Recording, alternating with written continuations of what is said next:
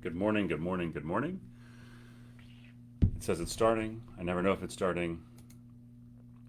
It says live here, so we're going to go with it. Good morning. It is Wednesday, March 16th. Um, Hopefully, it's the end of the final winter of North Carolina. If you're familiar with the North Carolina's 12 seasons, we had winter, we had fake spring, we had second winter, we had that the preview spring last week, and this is like final winter before we hopefully move into the spring. You'll know it. Like for me, it's really spring the first time it rains and all the storm drains are just full of pollen. That to me is the true mark of spring in North Carolina. And then we deal with 2.5 or 3 weeks of pollen, which I don't love, but it is what it is. Good morning, everybody. It's good to see you. I haven't even gotten to open the midweek updates document. I wish it was just there. That would be so much easier. Going to go ahead and pull up the weekly message from last week to go over if we need it. As always, if you have any questions, please go ahead and drop those in the chat. I will have to run at some point. We have personal projects going on this week, and it's totally awesome. We've seen some very cool things: learning guitar, building guitars, weight training, learning karate, some really incredible cake baking, learning to juggle, lots of fun stuff. It's nice to have kids back talking to each other, presenting to each other. That's been a really, really appreciated time the last couple days. Shout out to Miss Haddock and the entire English 10 team, Catherine Courtwright, Jamie Delp, Damon Weinhold. Who am I forgetting? I'm going to feel terrible. Mr. Oliver. Sorry if I forget you. I think there's one more, but I'm not sure. It's been really great. So, yes, let's talk about some stuff. I'm going to go ahead and dive right into reviewing the weekly message before we move on to the Google form, because I really want to go over prom. Honestly, I want parents to be sick of hearing about prom because that's how we all stay on the same page. Again, prom is 8 p.m. to 11 p.m. on April 23rd. We're holding it at Northridge Country Club. We're very fortunate to have such a large venue that works with us, that is so close to school. So, because of that, we do a lot to make sure that we both respect the venue and keep our students safe, which is always our goal. Tickets are $40 per person, and students have to do two things. They have to purchase them via OSP, and then they have to pick up the physical tickets later. And in the prom bulletin that's in the weekly message, it outlines if you buy them. They go on sale starting on Monday of next week, the 21st. If you buy them next week, you can start picking them up on the 29th of March. Okay, which I think is a Tuesday, because I think the 28th might be a work day. Some notes: students do have to be passing seven or more classes, and students who have been suspended for a level 2 or any level 3 offense during the school year are ineligible for prom. Fines are a thing if you have students who have outstanding fines for athletic equipment they haven't turned in, band fees, lost scripts in theater, equipment from class that may have been damaged, or media center fines. You need to take care of those via OSP before you can get your tickets.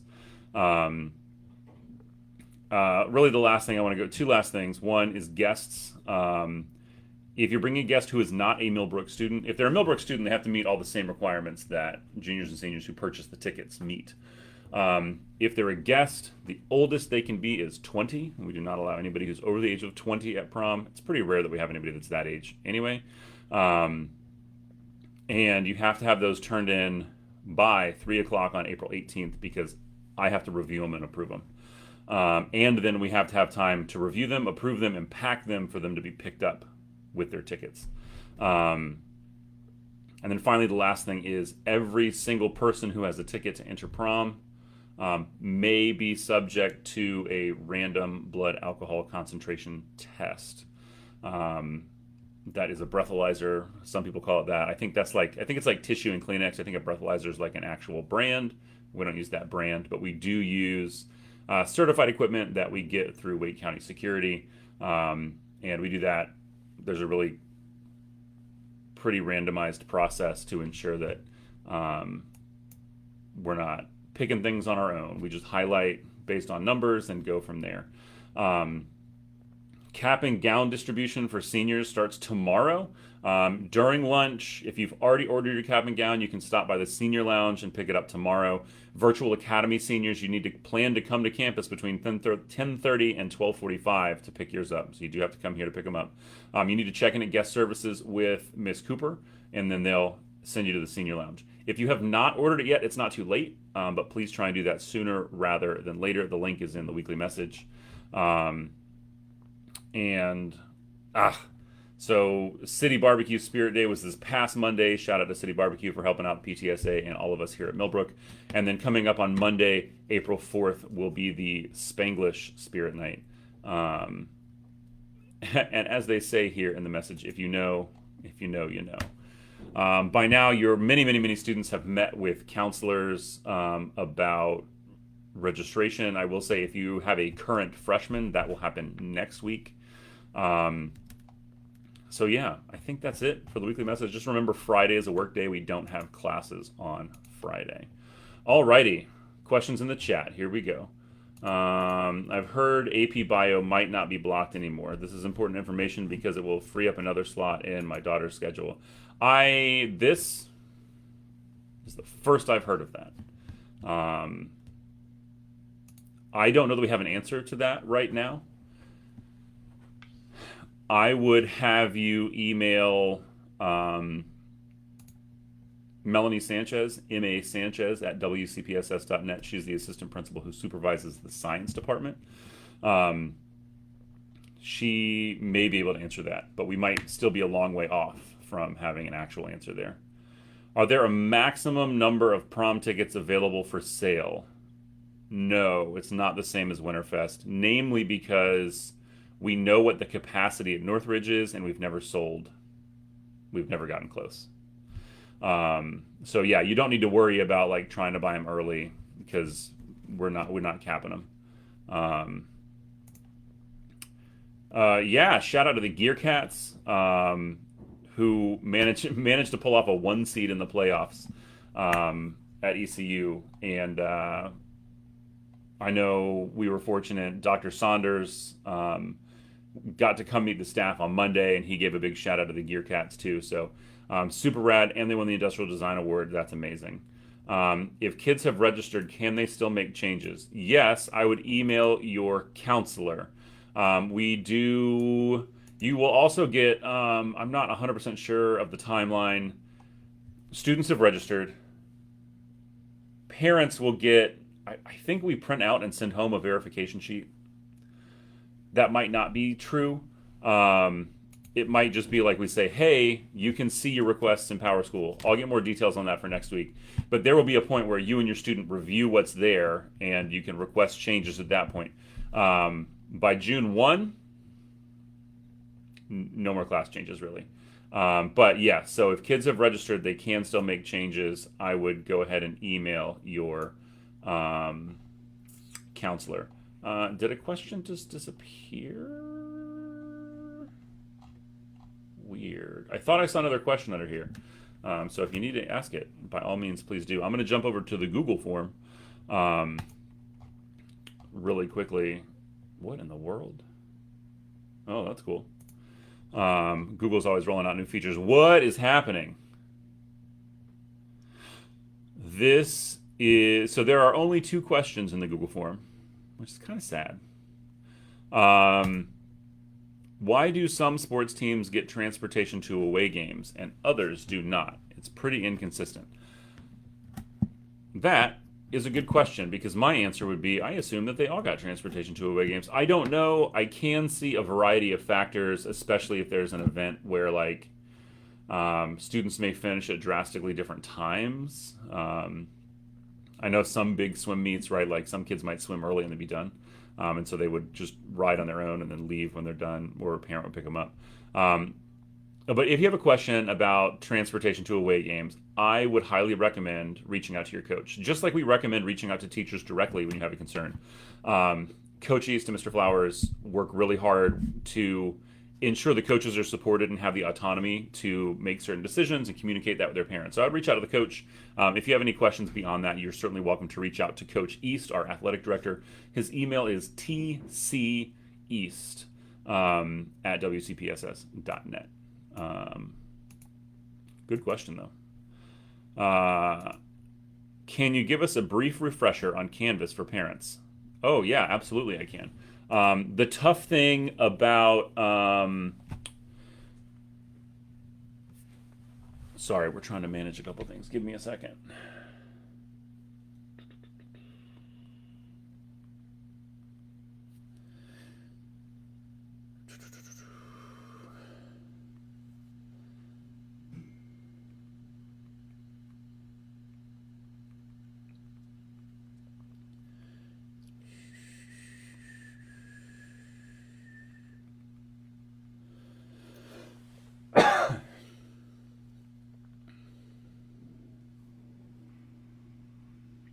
All right, cool.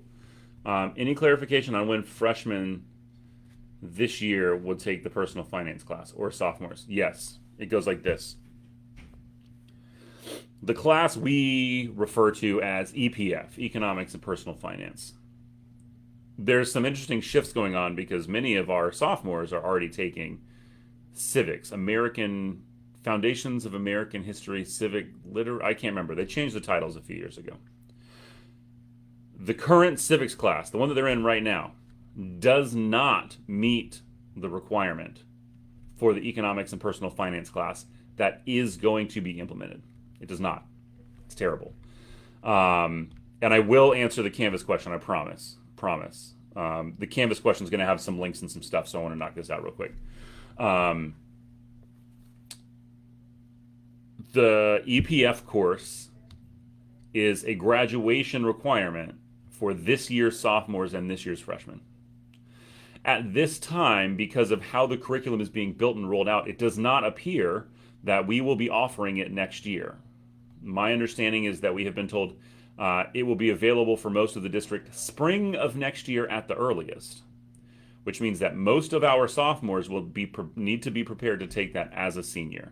And the state guidance actually is to schedule it late in students' course planning. The state is interested in that being a course for juniors and seniors for the most part. There's obviously flexibility and districts can make different decisions, but the state guidance is that, and because of how the requirement rolled down and how little time the district has had to build those resources so the class is good, we're not going to be able to offer it till the spring. The problem with that is we're a year-long school. And there's a chance that maybe there's a chance that it doesn't happen. Who knows? So for this year's sophomores, you're going to have to plan on taking that as seniors. For this year's freshmen, you're probably going to need to plan on taking it as seniors. Maybe there will be room for some of you to take it as juniors. The problem is we're going to have 550 kids who have to take that brand new course in a year. It's going to be tough. And courses in the humanities department for several years are going to be very large because we're phasing out kids on the old requirements and phasing in kids on the new requirements. We're having to schedule more courses with the same amount of teachers. That's just how it is. If you have concerns about that, that course, I believe, came from state law. I think the legislature did that, or the state school board pushed it. So it's way above our heads. Like, that's a DPI level thing if you have a concern about it. Okay. I think that covers the EPF question. So if it didn't, please ask another one. I am going to go back to answering the Canvas question. So there is a delightful tool called Canvas Parent Observer Accounts. And Wake County has a pretty solid resource on how to set that up. The good news is it's not terrible. The bad news is we can't do a whole lot to support you. I mean, I say that. We can't do a lot to support you in creating the account. We don't have access to the database that links those two things. So what I'm doing is I'm putting in a chat, WCP, this is going to be Canvas Parent Observer. If you go to this website, there's a whole bunch of stuff there. But the baseline process for attaching to your student's Canvas is this. They will generate a pairing code. They'll go into their Canvas, they'll go to settings, and they'll generate a pairing code. I'm pretty sure that's the technical term. I'm going to go over here into this website just to see, yes, how to generate a code for Parent Observer account. Then what the parent has to do is create their own Canvas account using a personal email. This is especially important if you are a Wake County employee.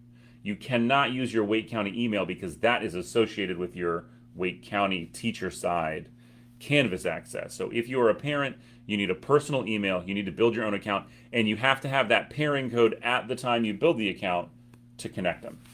And then that allows you to go in and see like your student's calendar, see all the work for their classes and stuff like that. It's really quite nice. The only stuff parents cannot see are other students' contributions in discussions and things like that, because other student stuff is obviously private. I think that answers the Canvas Parent Observer account. As always, if you're confused about that, feel free to email me. Shout out Miss Petzold. I got the mug back. Email me, cpatent2@wcpss.net. We can talk about Canvas Parent Observer accounts. I actually put coffee in it this week, but just barely. Is there a way that students that took civics and economics can be exempted from EPF because they receive finance instruction within economics? My understanding is that the state is not allowing that. I know that's not what anyone wants to hear. It's honestly not what we want to hear, I don't think. And you can ask most of the teachers, they're like, I mean, so much of the content overlaps. They're like, do we just need to not teach this part because they're going to get it there? It's really spinning some wheels on some stuff. But no, my understanding is that they are not going to sub-credit for that course. There is nothing that meets all of the requirements for the new course, and students will have to take it. How are you doing? How have things been around campus since they lifted the mask mandate?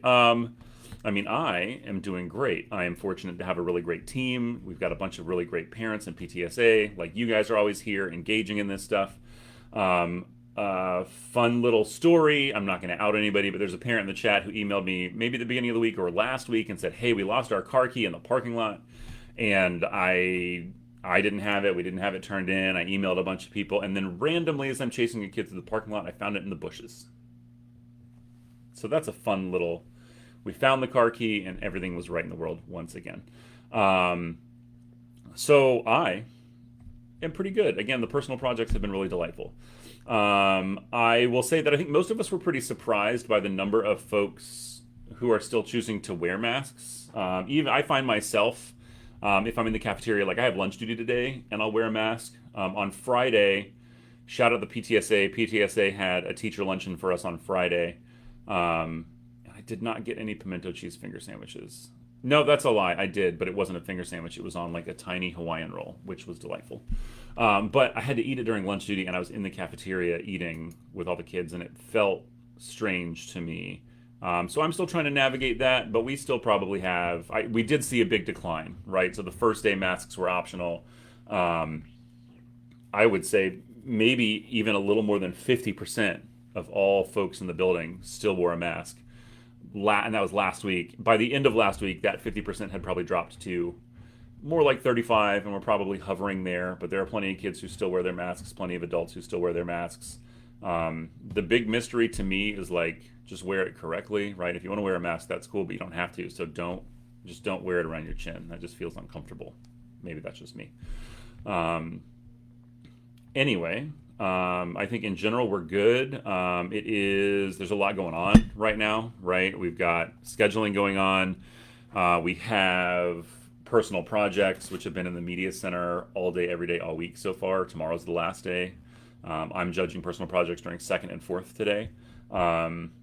Spring sports are in full swing. We had some really, really quality wins last night for a lot of teams. We're having a good time in spring sports so far. It's just kind of nice.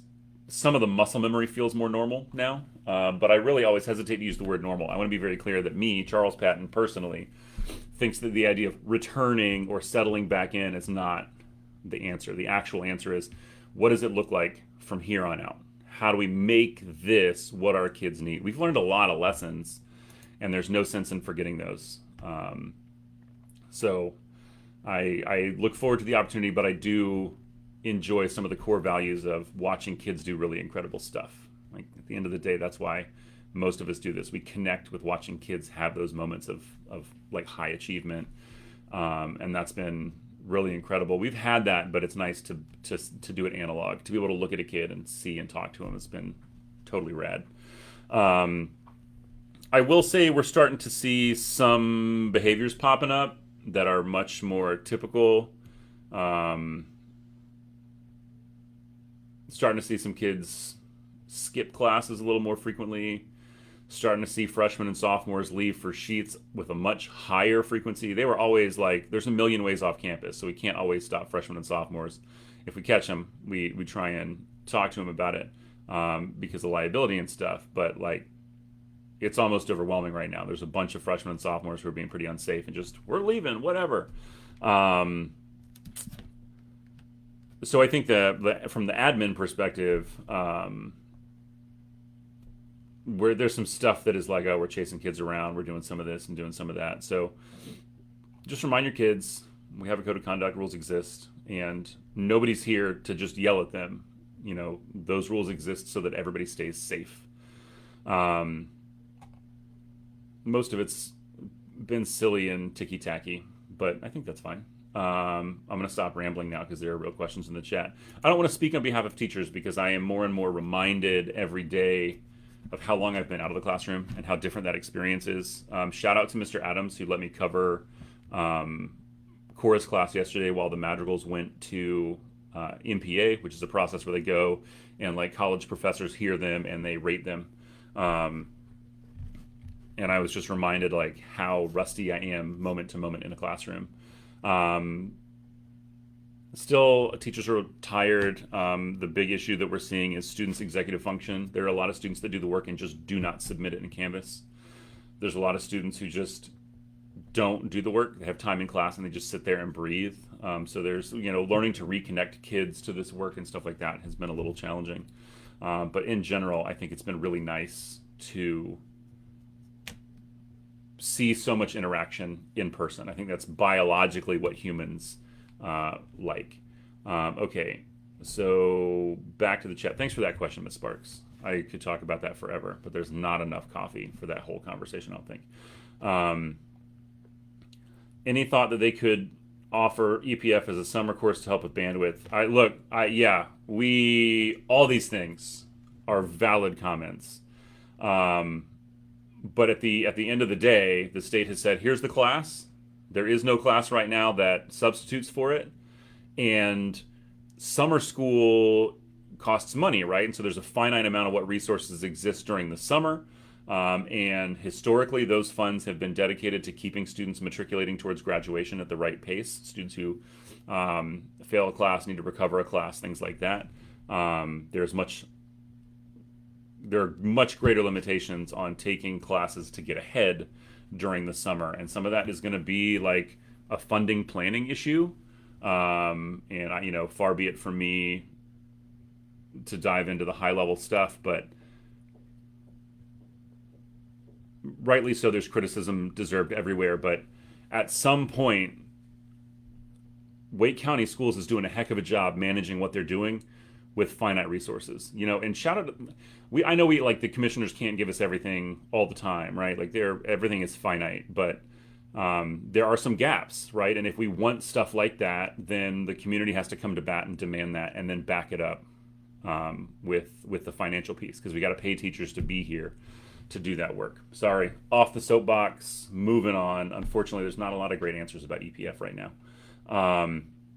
I can see some things in the Canvas Observer account, but sometimes if I click on an assignment, it says I do not have access and would need to request access. Do I need to ask the teacher for access? I don't think so.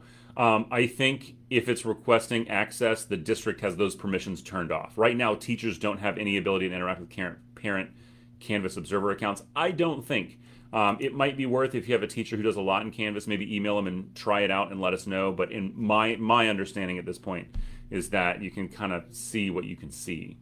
Well, I do know that with the investment in Canvas in a lot of places, the resources continue to evolve, so that could very well change in the near future. Um, will the new principal be meeting with parents soon? My daughter has said she has seen him on campus. So he was here on Monday to sort of meet and greet everybody in the faculty, and he spoke at the faculty meeting. But it's important to understand, right? Like, he is still very concerned with ensuring the school and the community that he is in is set up for success for him to transition. So he's actually probably only 10% here mentally. Like, the decision has been made. He knows this is coming, but his day-to-day focus is still Bockham Elementary. And so I get it. We're all very excited. I have a box of swag I'm collecting. Shout out to several athletic teams, Minnie McGinnis for hooking me up with some shirts. If your booster organization would like to leave something so he's got some Millbrook gear to wear when he gets here, please email me. I can give you some sizes. But like, I keep those in a box here, right? Like, I think he wants to make sure he honors that process. I do know that he wants to be here. He wants that process to find resolution so that Bockham can move on as well. But that's all way out of our hands. I cannot speak to when he's going to meet with the new parents. I imagine that probably will not be until after he has a formal start date, which we do not have at this time. My kid has so many permanent subs and lessons are not being taught. Any thoughts on this? Yeah, today's a much better day, but like, my thoughts, it's kind of hard, honestly, because it's not even thoughts. Like, we're just trying to make it happen. So I'm looking at the absence list today. We have 1, 2, 3, 4, 5, 6, 7. What is happening? Computer, stop. Now I got to count all over again. Sorry. 1, 2, 3, 4, 5, 6, 7, 8, 9. We have 9 out of 136 teachers who are absent today. It's pretty good. We have 1, 2, 3, 4, 5, 6 open positions for teachers that have resigned and no longer work here, and their permanent teacher has not been hired or approved yet. Shout out to Miss Midget and Mr. Ship, who in this crazy time of trying to hire people have done an amazing job with what they have to work with at filling those spots.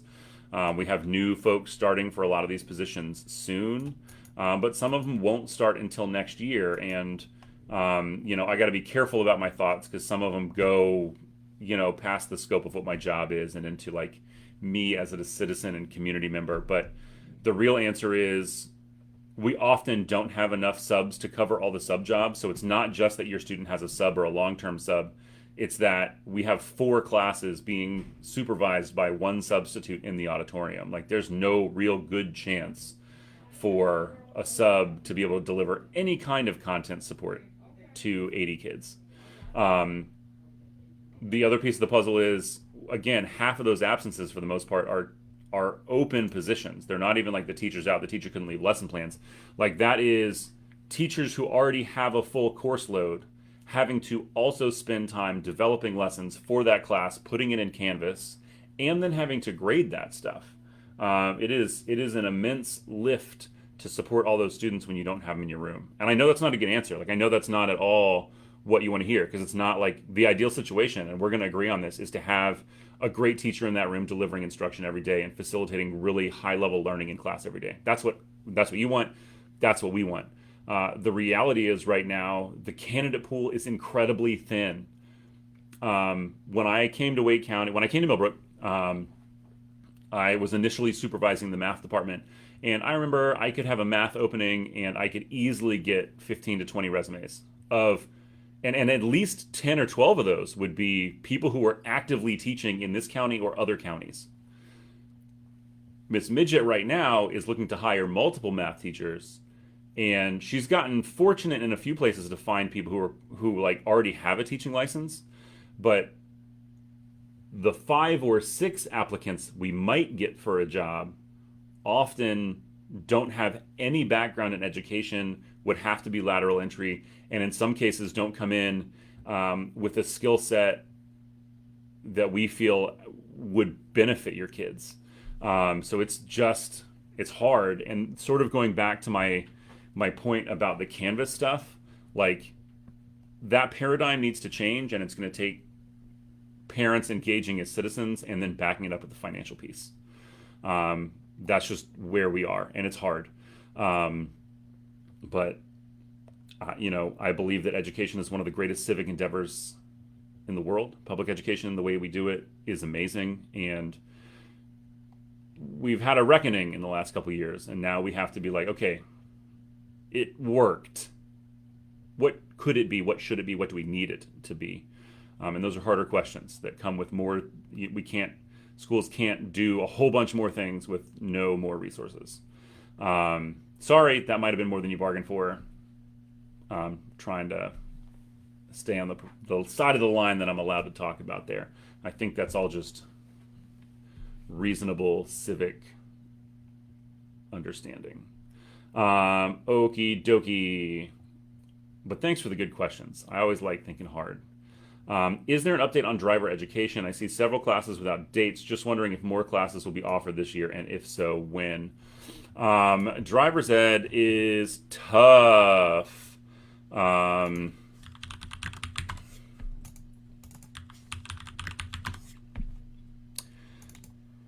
The last update we had notes that they're only doing 2 spring driver education classes.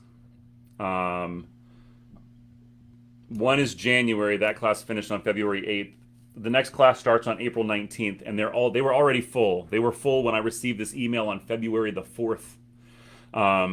Summer information will be available on April 1st. So if you're not currently enrolled in a driver's ed class, my understanding is your best bet is to hang on until April 1st when the next slate of classes gets released. Again, I know that's not the answer you're looking for. That's just what I understand. Now, so if you're waiting to take the class, it's going to be April 1st before you get that. The driving portion, my understanding, is also very backed up. I think in the chat in previous years or in previous weeks, we've had parents who talked about they did it in the summer and they just drove 2 weeks ago. So like we're at a 4, 5, or 6 month wait for that. When is the end of the quarter?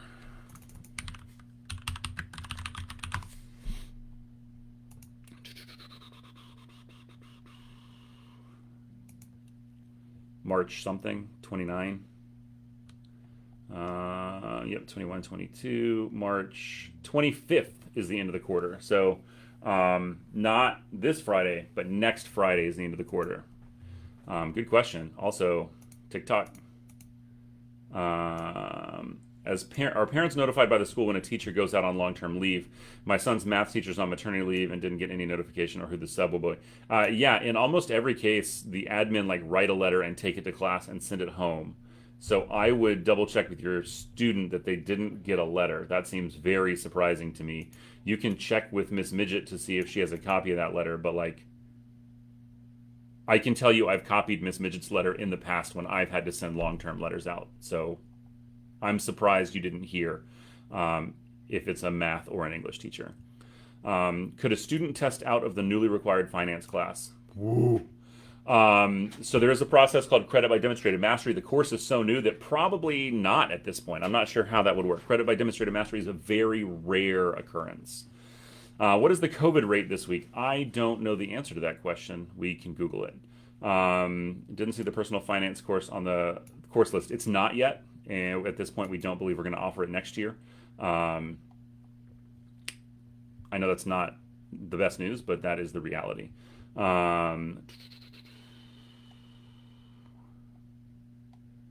Did you come in here because I'm talking too much political stuff? Okay, good. I couldn't ask you a question and then I remembered your Okay. Do you want to come say hi? Sure. Classrooms being booked June. Whoa.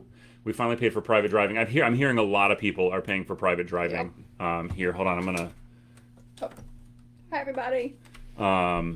Driver's ed is a big cluster. Remember, driver's ed is not connected to Millbrook. It's Jordan Driving School. So when you have a concern with driver's ed, contact Jordan Driving School. The problem is they hired one of my teachers, Lisa Elstrom, to direct the program.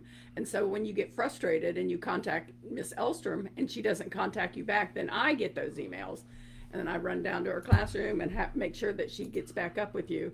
But yeah, driver's ed, I've been told it's like a year and a half behind in getting people into the classrooms and behind the wheel. It's not in a good place.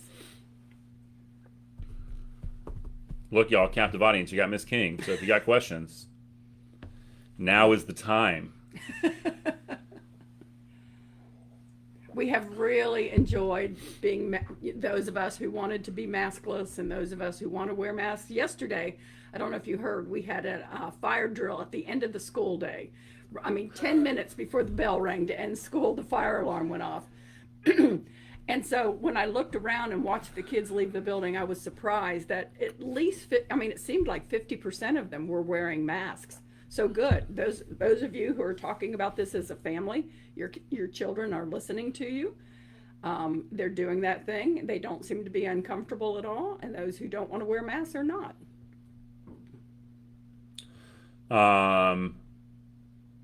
I don't think the personal management badge is going to meet the requirement for a 90-day seated course in the state of North Carolina. You're welcome to ask DPI, but that seems like a big ask. Yeah, the EPF course is popular this morning. Lots of private driving mentions in the chat. For those of you who are watching this later and don't have access to the chat, driver's ed seems to be students who took the class in June are being scheduled to drive at this time. That's like 9 months later. Lots of people are paying for private driving to wrap that up.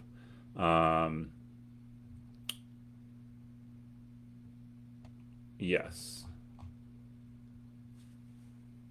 Everybody says they hope you enjoy your next chapter. Oh, thank you. Thank you. She told me she's going to start rock climbing. Oh, all kinds of things. All kinds. And I was delighted that the new principal came to Millbrook Monday after school to our faculty meeting and introduced himself to the staff.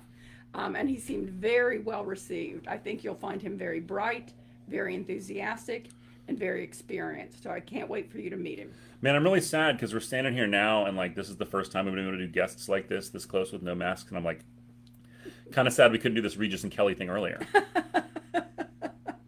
Regis. How long's he been gone? Regis is much shorter than I am. Yeah, fun fact, I met Regis Philbin when I was on Who Wants to Be a Millionaire in 2009. How much did you win? I walked away with some money. Not $1 million. Not even that much at all, really. But it was fun. Yes, you know, if you wanna consider asking for the merit badge credit, that's probably a DPI question, for sure. Oh yeah, sorry, acronyms. I apologize. It's the North Carolina Department of Public Instruction. Yes. And yes, absolutely. Where'd Miss Atwater's thing go? Where did it go? I was at the curriculum fair in 9th grade answering questions about a music class. Can you remind me of the class name? Oh, absolutely I can. This is his thing.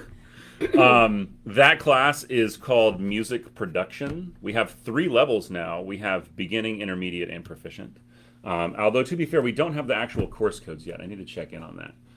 So, sorry. I know Miss Mitchell's going to be like, no, we don't have them yet. We don't have the course codes. That's totally fair criticism. The class is called music production. It focuses on popular music and the skills needed to access and build not only like being a creator of music, but being able to access skills that would allow you to have a career in the music industry. We were really fortunate last spring to receive a huge grant from VH1 Save the Music and a nonprofit in Nashville called Song Farm. They sent us about $80,000 worth of equipment, and they have paired us with a songwriter. His name's Jimmy Robbins. He's actually from Raleigh. I'm not a huge country music listener, but if you listen to Lights Go Down by Jason Aldean, Jimmy Robbins wrote that. Sure Be Cool If You Did by Blake Shelton, Jimmy Robbins wrote that. He's written a bunch of stuff for Maddie and Tay. And The Bones by Maren Morris has been big in the last couple years. He wrote that song as well. And so our kids get to work with industry level equipment in that course, and it's all genres, right? Like the teacher has a background in progressive rock. Most of the kids in there center around what they hear right now, which is pop and hip hop. which have a lot of roots in EDM stuff. So it's a really, really cool place where kids from all over school come and share music, because it's very rare we find kids that don't listen to music. Um, Even if your kid's listening to stuff and you're like, why do you enjoy this? This is a class where we teach kids to be able to articulate why they enjoy things. And in some cases, learn maybe that they don't like it that much. So anyway, it's called music production, magnet music production. If you don't have a background in music, you're going to look for you're going to look for beginning music production, beginning music production. If you have a background in music, you can email Mr. Hathcock, cdhathcock at wcpss.net, and ask about jumping to the intermediate level. Is it too late to update the community service experiences? I don't think so. No. I think that's April or May. And yes, so if you have community service questions, you can email, not two S's, just one, email Ms. Haddock at,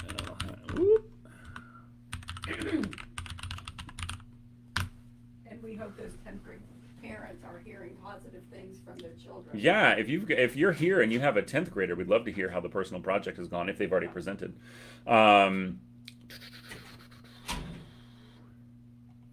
I love that we still do this too. It really is one of the best parts of my week. Even when I have to bug my colleagues to cover on call for me, because I'm 37 and I still can't ask them to. I can't look more than a week ahead in my calendar. Okay, I'm going to do a last call because I do have some students in the conference room next to me who I need to go work with and poke and prod them a little bit on their personal project. Before I do that, I need to make one announcement that I almost forgot about because the sticky note fell off. Sorry, Ms. Cassiano. Okay, for the midweek update, I'm going to pull up Ms. Cassiano's email so I don't get it wrong.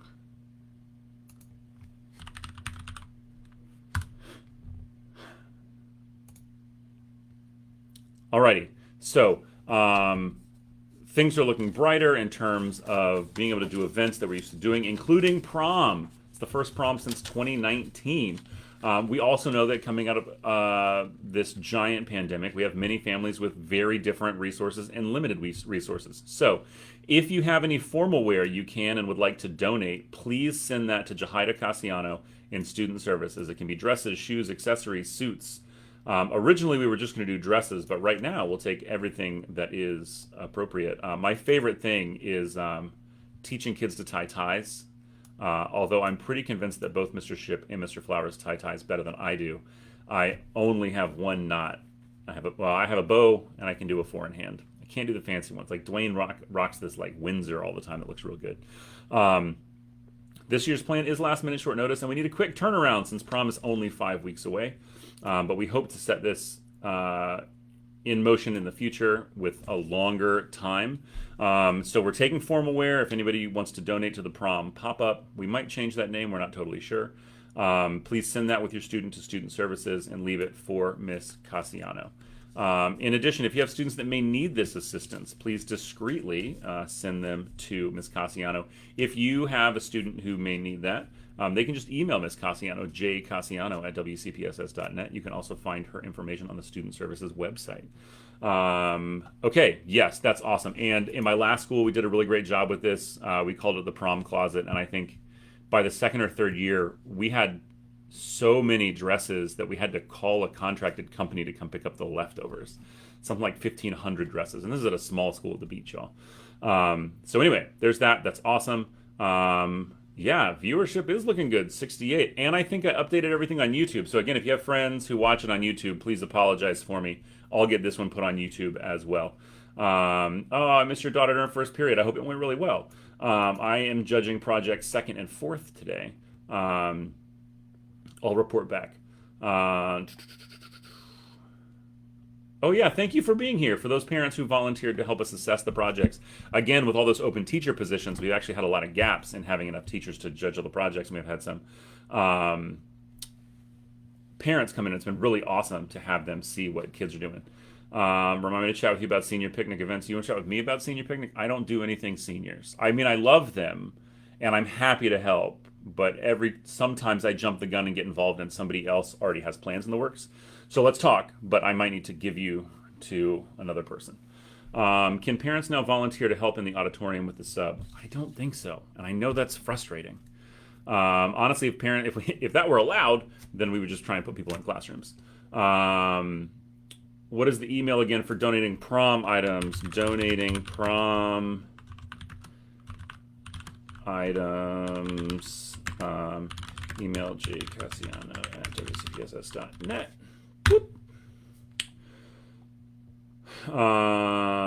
Will you be putting that info for donating in the weekly message? I will be putting in the weekly message. Absolutely. I got it like yesterday or the day before, and Miss Cassiano put a sticky note on my monitor yesterday afternoon, and I still almost forgot it. My bad. But we did it. We did it. Celebrating little victories. Okay, I love you all. I have to go. This was a very long one. Thank you, as always. Let me check this form again. Okay, good. We cleared it all. Thank you, as always, for asking the hard questions. As always, I promise to at least read the question and do my best to try and answer it. But really, this is as good for us and our planning and supporting kids as it is for you. It is March 16th. We have a work day on Friday.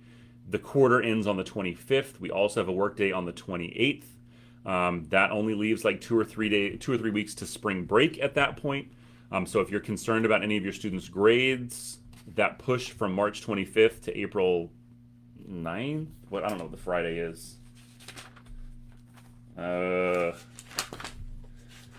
Maybe I could Google it faster than I flipped my calendar. So Monday's the 11th. Yeah, the 8th. I was close. If you're worried about your kids' grades, April 8th is a good marker. Like, we got to be caught up by this point. This is the time. All right, I love you all. Have a safe week. Maybe we'll see some of you at some sporting events over the next couple days. Yeah. See you soon.